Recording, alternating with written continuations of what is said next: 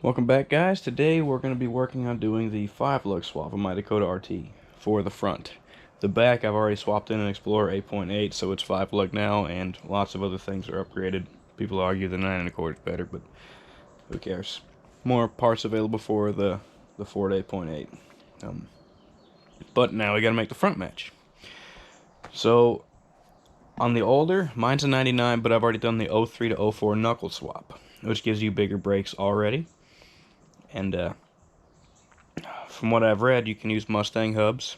You can't just put them on. The stub that the hub assembly rides on, or sits on, you gotta knock those out, machine them down, put them back in, and then you can put Mustang hubs on, and supposedly Mustang rotors, and the Mustang caliper will supposedly bolt right back to the bracket, maybe with a spacer, but fairly easy. So what we're gonna do is get everything apart. Wheel off, brakes off, rotor off, hub off, and then we're going to see what we got to do to get the stub out. I highly doubt there's going to be any way I can get the stub out without pulling the knuckle off and putting it in the press, but I'm going to try first, and then I'll pull the knuckles off. If I can get a press somehow to it, I'll do that, but I still am very doubtful. It's probably going to take a lot of pressure to get those out. But first things first, let's get it apart.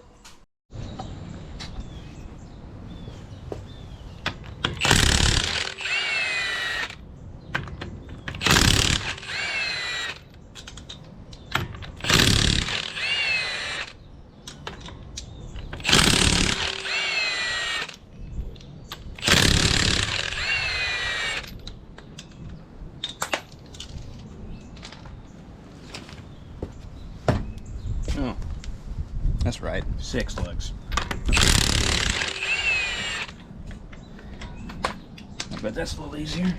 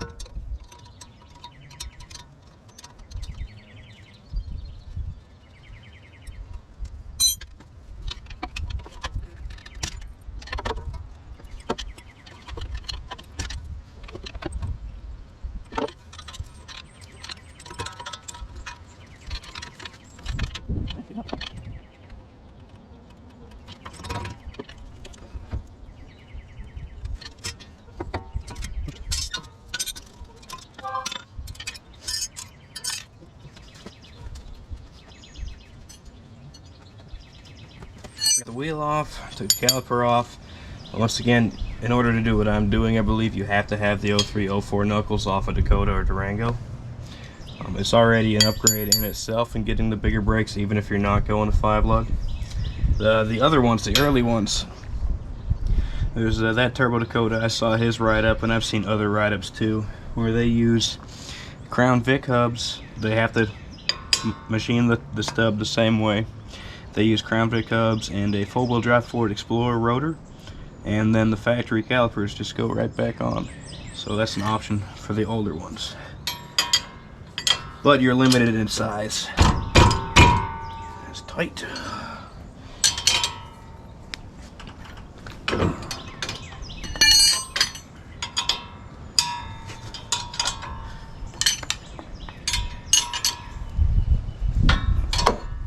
So anyway, 14mm gets the caliper bolts off, and then these are 21 or 13/16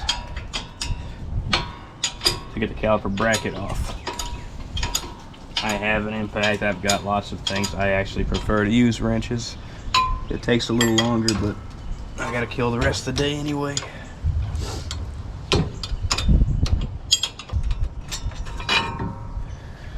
Alright, that's out of the way. Rotor out of the way.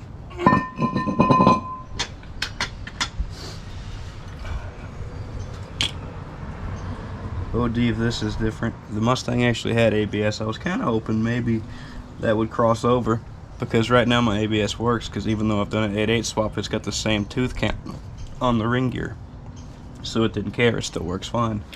But it looks like we're about to lose ABS because of this, unless the tooth count's the same and we somehow move the sensor, but we'll figure that out later. I'm not really too worried if we lose ABS.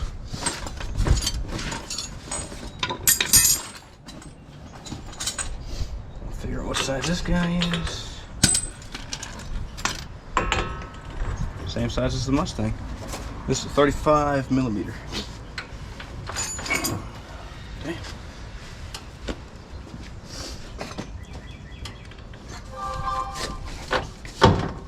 There we go.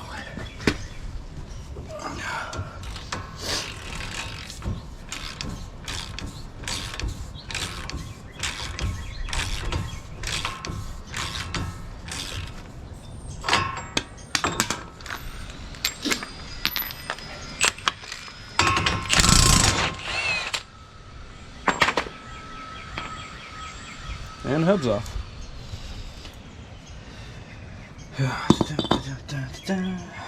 Now we got to get this off so we can make it fit this size, and I'll get the calipers and see what that is.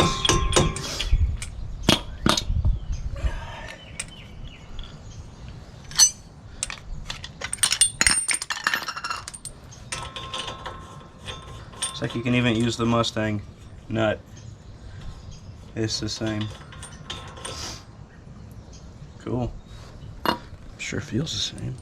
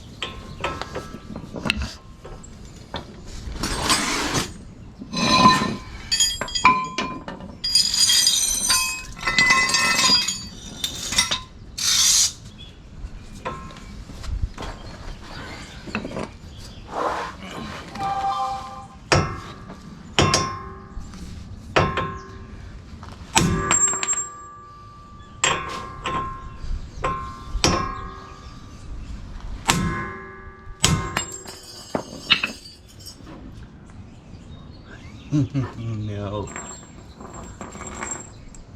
that's not moving at all.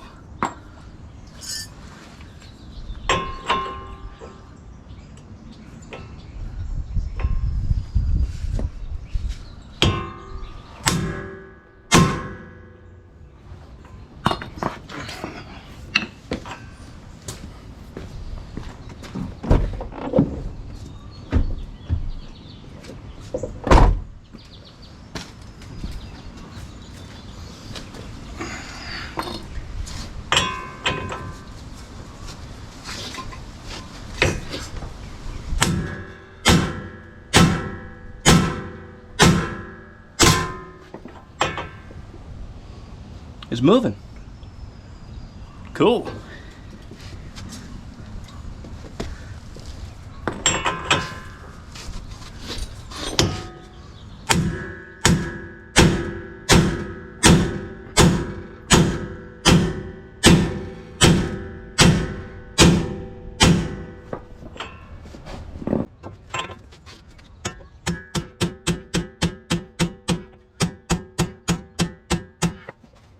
Move by half inch.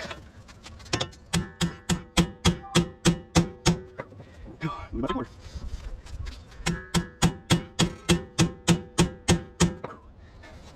Move an inch. Oh, it's gonna suck. Get the last little bit.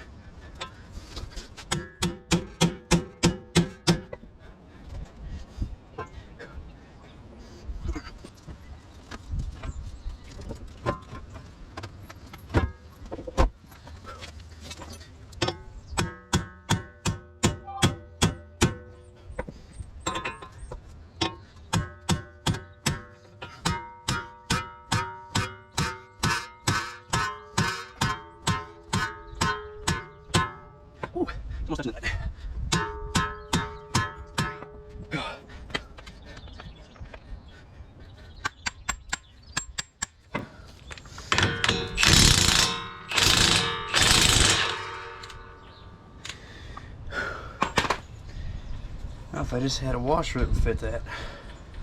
Wonder if I got a short socket. I still wouldn't fit through this. Alright, I gotta find something else, but let's look at it. If you had help, this would be easier, but we're that far out. I just gotta find something to use as a shim so I can get the nut started and still not be hitting the threads. And the threads, it's getting easier and easier the further it goes in, so it may not matter. Alright. I'll find something and we'll keep going. I got this BFH from my father. It'll wear about anything out. It will also wear you out. But we're out of there. We haven't heard anything. So I'm gonna figure out how to get this chucked up in my lathe and make some measurements, or take some measurements, and we'll start cutting it down. I think we'll get this hub on here today, and then I got to figure out some way to get it back in there. We're not going to hammer it from the backside, but since we have threads, we should be able to use spacers and hopefully, and we'll have to tap it in a little bit. We'll figure that out when we get there. Pardon my handwriting, my hand is still very shaky from swinging that hammer. Alright, the hub thickness, the amount we need to leave alone, is 1.94. So we don't need to touch this. We'll probably go 1.95, give it 0.10 poke out. We want the bearing to hit the end of this. We don't want it to hit the hub and ride on that, to hit the knuckle. The stub is 1.6515, and the inside of the hub, the best I can measure, I've kind of got to measure at a bit of an angle, is 1.655. So it's really tight tolerance, but not too tight. So I've estimated the stub, or the bearing for this guy, is 1.36 exactly. So I think if we go 1.359, just in that ballpark, I think we'll have it. So now I've just got to get this thing centered up and marked at 1.94, 1.95, and get it running true. If it's a hair off here, it's not going to matter. We want it to be perfectly square. We want that. If it's a hair off, it's not going to matter. And by hair, I mean like a couple of thousandths. We're not talking about a 1/16 of an inch. If this thing's in here wobbling like hell, yeah, we're going to be screwed. Because then you're going to be putting camber in it, or toe, or you're going to be doing weird stuff with it. We want it perfectly straight, but we're playing with a hobby lathe. So if it's within whatever amount of tolerance, as long as it's straight enough, I'm not too worried about it. The caliper will give a little, the brake pads will give a little, everything will give a little. Now, that being said, I'm going to do the best job I can, but it's going to be what it's going to be. One day we'll get a big boy lathe, but let's get to it. It took forever, but hopefully that does it. Kind of polishing up this end too. I'm hoping it will be easier to slide back in, but not so easy that eventually it frees. I haven't touched this with the lathe, just with the Scotch-Brite. And if you play with the lathe, it takes a long time to take 1/1000th of an inch with Scotch-Brite, or a file, or anything.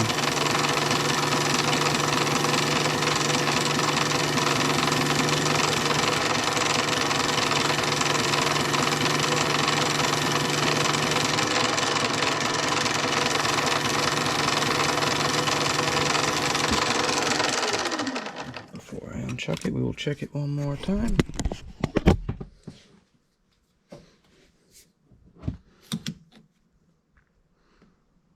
Yep, 1.3575. So I'm 2.5 under, and width-wise, I've got it at 196 instead of 195, but 0.10, who cares?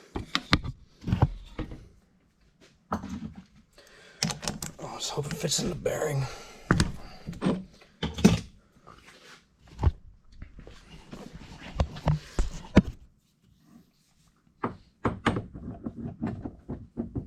Oh no.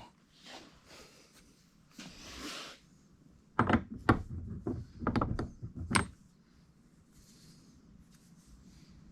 wonder if the edge is raised up.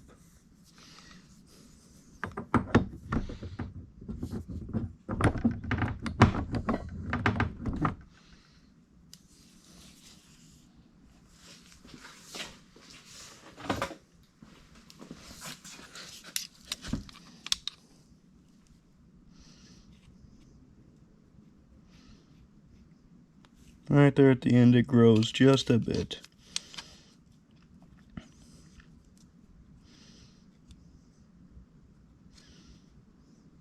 Alright, back on the lathe. Had to take it for another round. It was about 10 thousandths.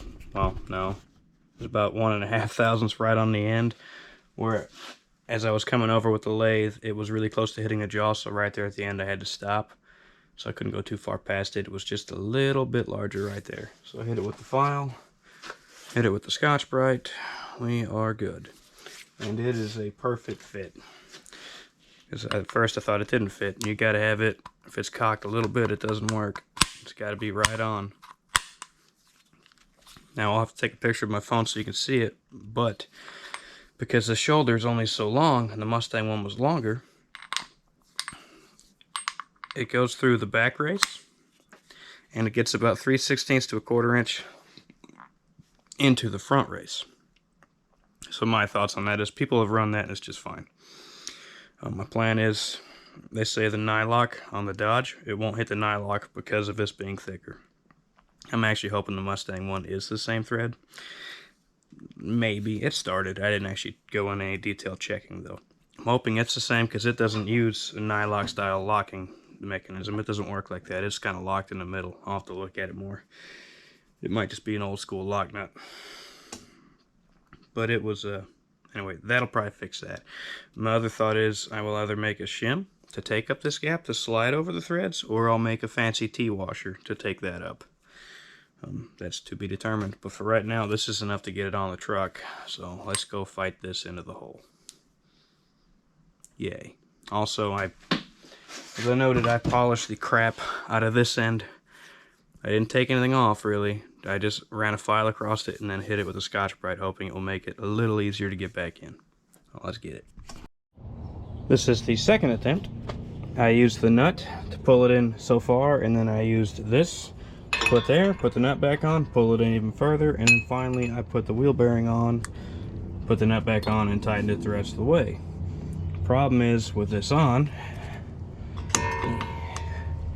it's a very snugly fit. Let me get you hung up here somewhere.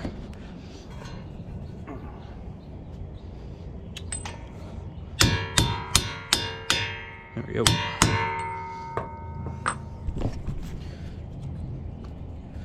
Alright. Problem is this depth here. You won't be able to get, oh there it is. You'll never get to the nylock. Now, the problem I had with this one, that's why it's the second attempt, and I killed this one, is I used the Ford nut. The Ford nut works great for what it's supposed to do. It's a couple plates stacked together, so whenever they tighten up, it mushes and bites into the threads. My mistake was using this to install it, because it chewed the threads up the first step, and then the second step, and then the third step, where it's supposed to go, tighten, stop, and lock itself down. So the nut itself is good. Using it to reinstall the stub, not good. So I have one more of those nuts. We'll put that on, tighten it up, and this side will be done. Well, we'll be done for now. We still got to get brakes. And then I will have to source another stub or a whole knuckle and another Ford nut, because I also killed this nut. But let me put the other one on so we can look at the depth of it. This one's not mangled yet. It's a really cool nut, and I'm just glad it was the same thread, because this solves the issue.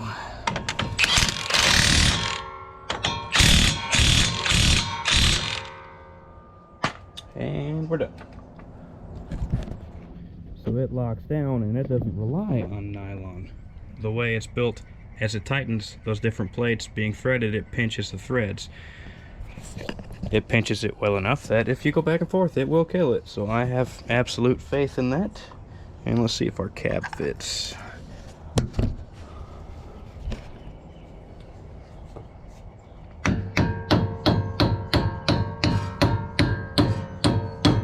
Beautiful. All right, what a bunch of crap. Now I gotta go get another one and do it again.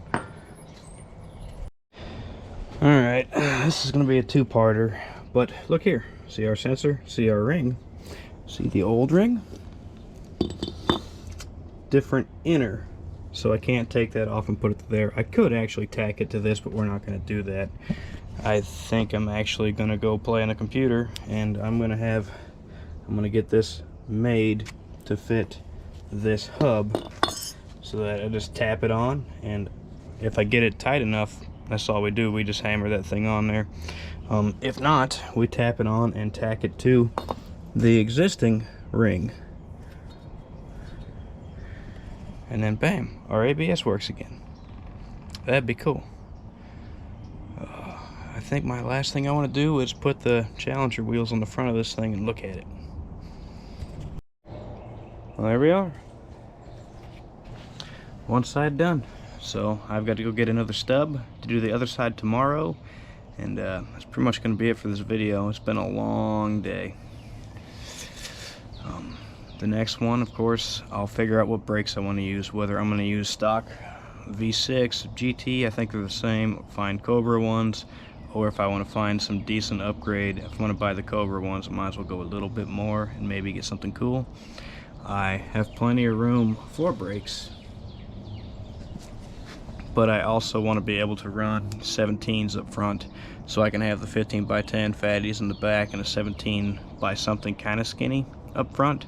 And I'd also like to get another set of those for the back of this so that I can have both of them matching. I just think it looks cool. This is 5x115, and that's a 5x114.3 pattern. People say if you use a hub-centric ring, 0.7 millimeters, if you get online and convert that to inches, it's like nothing. And then you take that and divide it by 2, it's like 13 thousandths off center all the way around. I don't, if you got hub-centric rings, I'm not that worried about 13 thousandths. Right now, with it on the hub and not at ride height, I think it might scoot in when it's actually at ride height or flush, so I don't have room for a spacer unless I put the flares on it. I'm not a huge fan of the flares. I don't hate them, just I kind of like it smooth side. But maybe that'd make up for my 1 inch. But then the tires in the back would be inside the fender flare, and I don't want to space those things out. So it is what it is. But that's going to be it for this one, guys. I appreciate you watching. If you made it this far, appreciate every one of you. There'll be links below if you want to contribute. Appreciate everyone that has. Check out the throttle body video for the Magnum engines. I've been doing several of those. I've been staying kind of busy through the weekends doing throttle bodies and other things, throttle cable brackets for 4 barrels, and just trying to stay busy. And now I'm going to be making the ABS tone ring adapters for the Mustang hubs, so I can keep my ABS, and if someone else is doing this, they can keep theirs. Anyway, thank you for watching.